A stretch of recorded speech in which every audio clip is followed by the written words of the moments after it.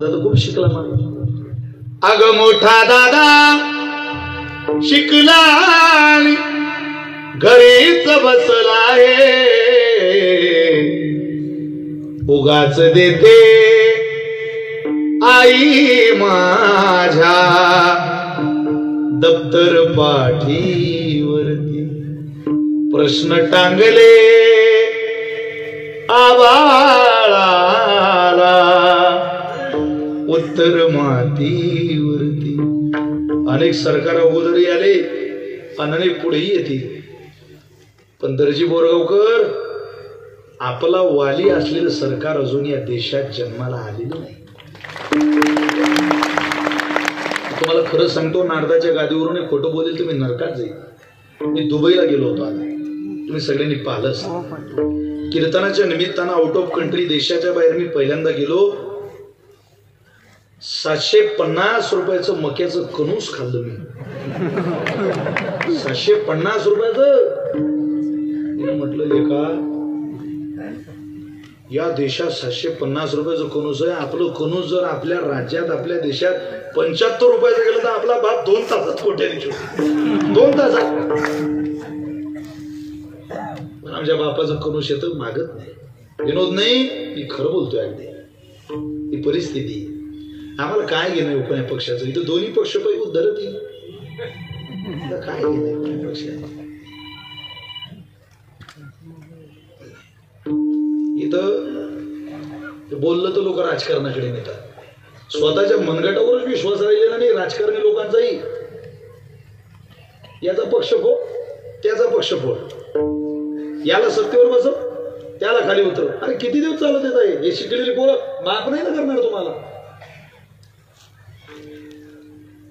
एका विरोधी दिशेला आज काय होतं याचा विचार राजकारणी लोकांनी करायचा नसतो.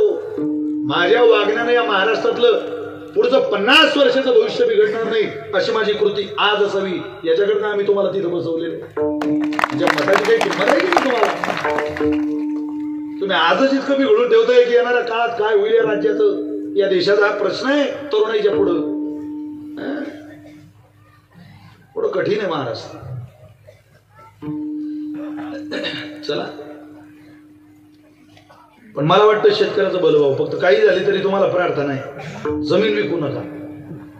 एक दिवस आपला येईल. जमिनीचं नावच आहे जमीन. आज नाही उद्या जमीन, परवा जमीन, कधी ना कधी जमीन. तिचं नावच जमीन आहे. तिनं आपल्या बापाला पोसलंय, आपल्या आजोबाला जगवलंय. आपला बाप त्याच भूमीतलं अन्न खाऊन मोठा झालाय. हे रक्त आपल्या बापाचं त्या कष्टाच्याच भूमीतलं. लक्षात ठेवा, कोणीच आपलं झालं नाही तरी जगाच्या मालकाचं आपल्याकडे दुर्लक्ष नाही, एवढं कायम लक्षात ठेवा. आणि एकदा परमात्म्यानं आपल्याला तळ हातावर घेतलं की जगातली कोणती शक्ती आपल्याला परास्त करू शकत नाही. आपलं देवाच्याच भरोश्यावर चाललंय महाराज. इथं चांगलं व्हावं आणि चांगली वाट तुम्हाला मिळावी असं ना व्यवहारात कोणी दाखवतंय, ना परमार्थिक साधनेत कोणी दाखवतंय. पण निळोबाने म्हटलं आम्ही तुम्हाला दाखवतो. महाराज दाखवतो काय करतात? 9:30 झाली. दाखवा, वाट दाखवतो तुम्हाला. कोणा वाटेला जाऊ? निळोबाने म्हटलं मी सांगतो. अगोदर कोण्या जाऊ नये ती वाट आहे का? खरं मूर्ख स्वेच्छाचारी तार्किक अनुभव शून्य अगुणज्ञ अमतस्थिरम तेषां पार्श्वं न गच्छयो न गच्छयो न गच्छयो. 7 लोकांची यादी आहे. करोडो रुपये दिले तरी यांच्या मागे जाऊ नका. खरं म्हणजे गाढव, गाढवाच्या मागे जाऊ नका. ज्याचा प्रवास गाढवासारखा चालू आहे त्याच्या मागे जाऊ नका. मूर्ख विद्वानाच्या मागे जा, मूर्खाच्या मागे जाऊ नका. हुशार माणसाजवळ बसा. कमाल वाटतं मला त्या तरुण पोरांची, ज्याचा बाप 5 वाजेला उठतो तो 8 वाजेला उठतो सकाळी. आपला बाप 60 वर्षाचा 5 ला उठतो तू 8 ला उठतो. मित्रा, अरे कोणासोबत राहतोय तपास जरा. एक मारवाडी समाजाचं पोरग रिकामी दिसत नाही, रिकाम. एक ब्राह्मण समाजाचं पोरग रिकाम दिसत नाही. बिचारे कष्ट करतात. आपल्या बापाला बाप हजर व्हायच्या अगोदर मारवाडी समाजाचं पोरग दुकान उघडतं, दुकान झाडून काढतो आणि बापाच्या यायच्या अगोदर अगरबत्ती लावतो. आपल्याला काय अडचण आहे आपल्या बापाच्या अगोदर शेतात एखादा फेरफटका मारायला? अरे पिकेल तेव्हा पिकेल, आशीर्वाद देऊन जाईल ती भूमी आपल्याला. नाही नाही, हे कष्टकरीची औलाद आहे, बापाच्या अगोदर शेतात आली, याला आशीर्वाद देऊ दे. वाट बघेल आपली जमीन. आपली तुम्हाला काय सांगावं आता. वाढदिवस साजरे करणारी आपली पोरं 3 तास मारवाडी समाजाचं बँडवर नाचणारं, डीजेवर नाचणारं पोरग तुम्ही मला दाखवा. तुम्ही म्हणाल त्या हाराला तयार आहे. 3 तास नाहीये. मी 30% मारवाडी समाजाच्या गावात राहतो. माझे अनेक मारवाडी समाजाचे मित्र आहे. शिकायला पण भेटतं त्यांच्याकडून. कधी वेळ घालवत नाही, विचार वाद घालत नाही. एखादा दुकानात शिव्या द्यायला लागला, छोटस पोरग, त्याला कळत नाही, तो त्याच्या बापाला सांगतो, पप्पा हे गाली दे दुकान में आके. त्याचा बाप दुर्लक्ष करतो. पप्पा हे गाली दे आपली दुकान में आके. तरी त्याचा बाप म्हणतो, देन दे. गाली दे रहा ना, अबे देन दे ना बे. उसका खेत है ना दर्जी बोरगांव के बाद रोड पे 2 एकड़, रुकना जरा, पेट्रोल पंप डालना उसमें एचपी का. सोपं नाही दे. आपण इथं वाढदिवसाला बिअरच्या बाटल्या उडवतोय. कधी भलं व्हायचं. मूर्ख मूर्खाच्या मागे जाऊ नका. हे विशाल महाराज खोलेचं कीर्तन 100% पटेल तुम्हाला. कारण हे तुमच्या माझ्या घरातलं चित्र आहे.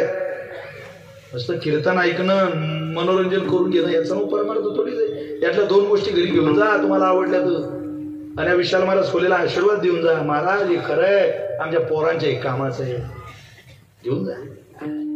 माझी जबाबदारी. मला जरी गादी मिळाली असेल तर मी खरं सांगितलं पाहिजे तुम्हाला. मूर्खाच्या मागे जाऊ नका. तरुणांनी जाऊ नये. जाऊ नका तरुणांना. तुम्हाला प्रार्थना आहे.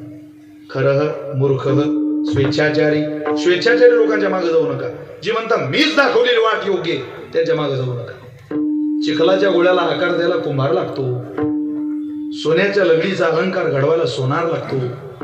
तसे हे बिघडलेलं जीवन पंढरीनाथाच्या चरणावर निवून घालायला स्वामी चिन्मयानंदासारखा संत, त्याशिवाय जीवन देवाकडे जात नाही, जाऊच शकत नाही. म्हणून स्वेच्छाचारी लोकांच्या मागे जाऊ नका. माझ्याकडे प्रमाण आहे या सगळ्या गोष्टींची. पंत ते चुकले आपुल्या मतीचे, तया मागे त्यांचे तेचे हाल झाले. लोकांचे मार्ग चुकले तर जाऊ नका. स्वेच्छाचारी तार्किक तर्क वितर्क काढणाऱ्या लोकांच्या मागे जाऊ नका. का तिथं आल्यावर काय होणार आहे असं म्हणणाऱ्याचा हातच सोडला पाहिजे माणसं. इथं आपल्या अकलेचं दिवड काढणाऱ्या लोकांच्या मागे, ज्ञानोबारे तुकोबारे आपली माय मार, आईवर संशय घेणाऱ्याच्या मागे जाऊ नये. ज्ञानेश्वरीवर गाथ्यावर संशय घेणाऱ्याच्या मागे जाऊ नये. तुकोबाऱ्यांचा खून झाला असं म्हणणाऱ्या नालायक लोकांच्या मागे जातात. आपण कधी मान्यच करू शकत नाही. जाऊ नका. ती तर्क वितर्क काढणारी माणसं, तार्किक अनुभव शून्य, ज्याला कवळीचा अनुभव नाही, त्यांच्या मागे जाऊ नका. काकळा नाही, हरिपाठ नाही, वारी नाही, व्रत नाही, वाचन नाही, आणि म्हणतोय चला मी उधाराला नेतो. आमच्या मलकापूरच्या बस स्टँडवर एक बाई पाहिली, लागली बाबू मला तिथंच बुलढाणा जिल्ह्यात. अरे बापरे, मी एका जणाला विचारलं, म्हटलं काय आहे? अरे म्हणे बाबा त्या बाईनं देव दाखवला अख्खा गावाला. म्हटलं बापरे, या बाई ना, त्या बाईनं 8-10 दिवस झाले अंग नाही धुयला असं वाटते. अंघोळ झाली नाही त्या माऊलीची. नाही तर म्हणे महाराज ते बाई घुमायला लागली. मी पाहिलेलं सांगतो तुम्हाला. आमच्या विनोद बोला, म्हटलं गाडी थांबवा, फुकट सिनेमा पाहायला भेटते. ते बघ घुमत होती, सैल्या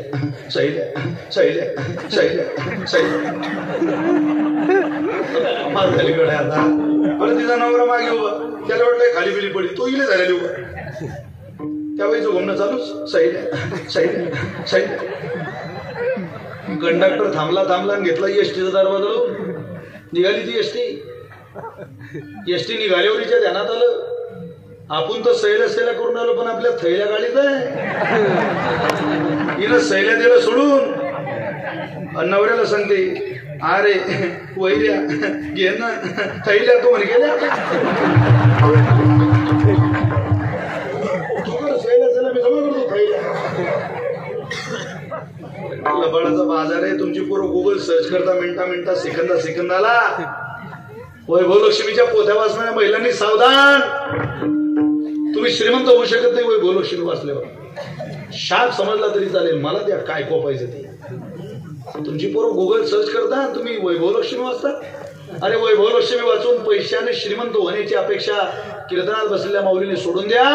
ज्ञानेश्वरी वाचून तुमच्या पोरांचं जीवन उज्ज्वल करण्याची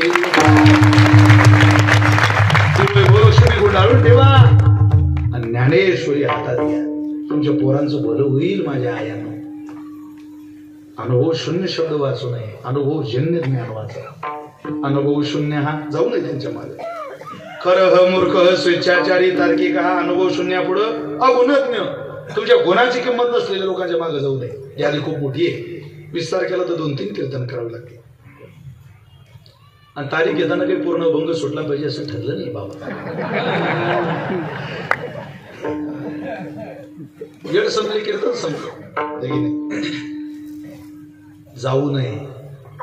अगुणज्ञ आपल्या कोणाची किंमत नाही. कधी तर आपल्या मित्राने म्हणावं, अरे या आयोजकांनी या विश्वस्तांनी चांगलं नियोजन केलेलं असेल तर इमानदारीनं गावकऱ्यांनी पंचक्रोशीने त्यांचं खोल्या अंतःकरणानं कौतुक केलं पाहिजे. तुम्ही खूप छान उत्सव आहे असं म्हणावं. तेवढं हृदय करून घ्या. काही ना तेवढं हृदय नाही, खोरापती काढण्याचं हृदय.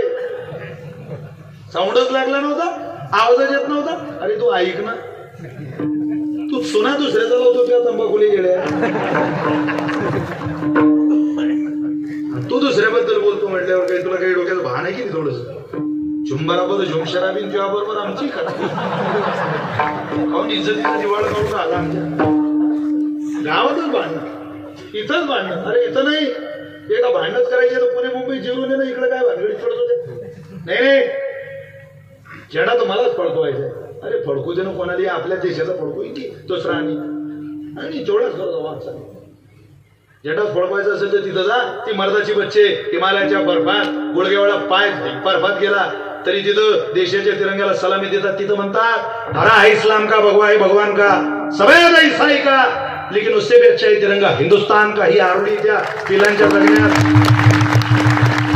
सिंहाची पिलं दुसऱ्याचं कौतुक करतात, दुसऱ्याची निंदा करत नाही. दुसऱ्याची निंदा करणाऱ्यानं आपलं रक्त तपासून यावं. कदाचित आपलं रक्त सिंहाच्या पिलाचं नाही. कीर्तनात बसल्यावरही आपल्याला सुस्त म्हटल्यावर आपली बुद्धी कुठं का नाही. किती दिवस लोकांच्या निंदा करता करता आयुष्य काढायचं. वेळ ठेवू नका आपल्याकडे कोणाबद्दल बोलायला. आपल्याबद्दल समाजाला बोलायला भाग पडलं पाहिजे अशी उंची आपण गाठूया. आपण लोकांच्या चर्चा करायच्या नाही. आता अगुणज्ञ जी चर्चा करतात त्यांच्यासोबत राहू नका. अमत स्थिरम, ज्यांचं मत स्थिर नाही, ज्यांची भूमिका वेळोवेळी बदलते त्यांच्या मागे जाऊ नका. तेषां पार्श्वं न गच्छयो न गच्छयो न गच्छयो. जाऊ नका शास्त्र म्हणते. स्पष्ट निर्देश आहे. जावं कोणाच्या मागे. श्लोक आहे का? आणि पहिलं चरण म्हणायला होतं श्लोक ऐकून बघा. श्लोक वेदानुगामी सच्शील हा धर्मात्मा पुण्यवान श्रुती स्मृती अर्थ रूपश्य तेषां पार्श्वं गच्छयो. वेदाच्या मागे जा, धर्माच्या मागे जा, पुण्याईच्या मागे जा, सच्शीलाच्या मागे जा.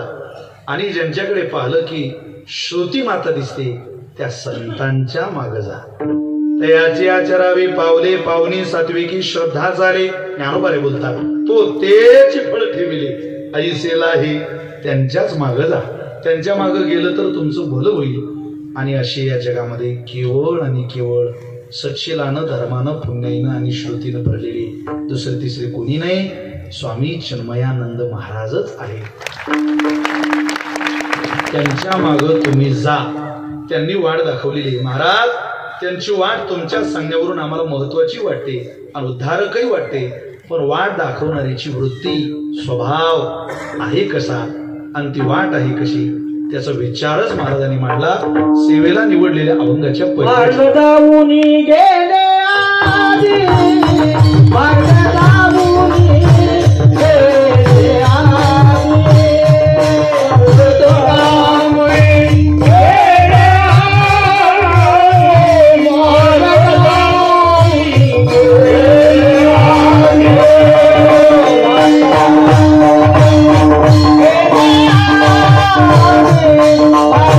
Oh,